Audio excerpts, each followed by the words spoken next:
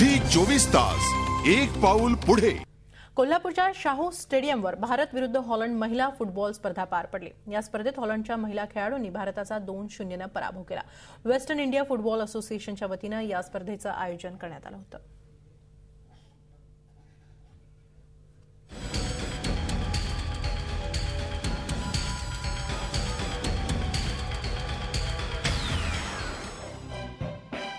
कुस्तीची पंढरी म्हणून ओळखल्या जाणाऱ्या कोल्हापूर शहरात फुटबॉल खेळ चांगलाच रुजत चाललाय।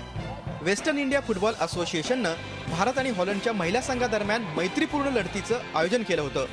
प्रेक्षकांच्या मोठ्या प्रतिसादात शाहू स्टेडियमवर या स्पर्धा पार पडल्या। सुरुवातीपासूनच हॉलंडच्या खेळाडूंनी चमकदार आणि आक्रमक खेळ करत सामन्यावर आपली पकड ठेवली।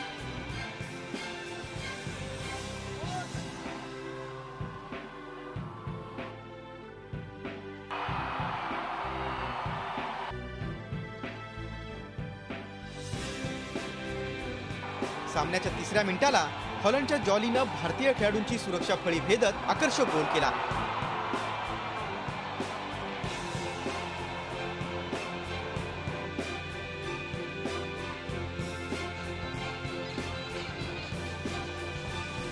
भारताच्या खेळाडूंनी गोल करण्याचा अनेक वेळा प्रयत्न केला, पण त्यांना यश आलं नाही।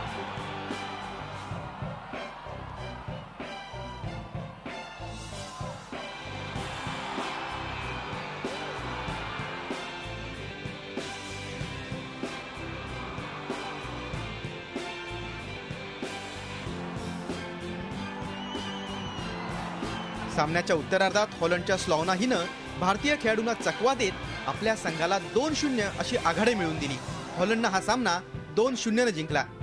बेस्ट प्लेयर म्हणून हॉलंडच्या व्हिक्टोरियाला गौरवण्यात आलं, तर मॅन ऑफ द मॅचचा पुरस्कार भारताच्या परमेश्वरी देवीनं पटकावला। कोल्हापूरकरांचं फुटबॉलचं वेड पाहून हॉलंडच्या खेळाडूंनाही मैदानावर ठेका धरण्याचा मोह आवरला नाही।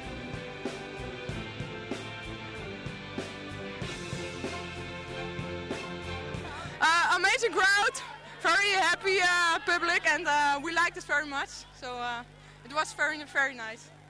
Amazing experience. So in Holland we don't have it, so it's really nice, and yeah. Do you know? But I have to go. But I love you all. International खेला इतना पब्लिक भी नहीं देखा था हम लोग, तो ग्राउंड भी बहुत अच्छा है। जो महारानी है, राजा है, वो बहुत अच्छा है, और हम लोग नेक्स्ट मैच कोशिश करेंगे जीतने के लिए।